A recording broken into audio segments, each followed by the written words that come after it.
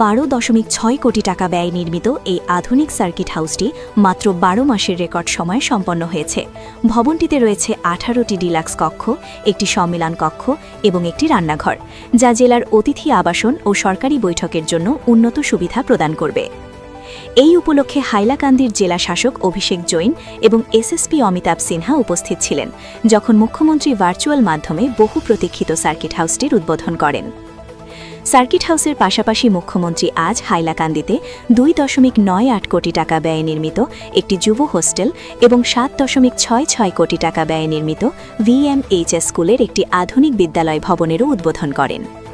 এছাড়াও মুখ্যমন্ত্রী আজ জেলার জন্য প্রায় 50 কোটি টাকা ব্যয়ের 8টি উন্নয়নমূলক প্রকল্পের ভিত্তিপ্রস্তর স্থাপন করেন। 12.64 crore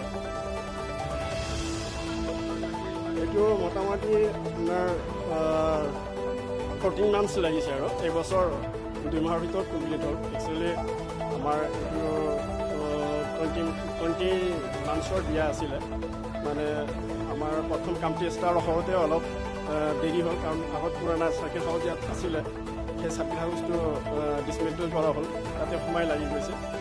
গতিকে মানে বহুত কম সময়ৰ ভিতৰত এইটো সম্পন্ন হ'ল।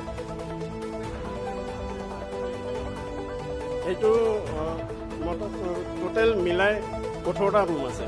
তাৰে আপোনাৰ এইটো 3 ষ্টৰী বিল্ডিং হয়, ground floor, first floor, second floor. আৰু ৰুমবোৰ ফাৰ্ষ্ট ফ্ল'ৰত আপোনাৰ জেনেৰেল ৰুম আছে 6টা, তাৰপিছত ডিলাক্স ৰুম আছে 2টা আৰু এটা VIP চুইট ৰুম আছে।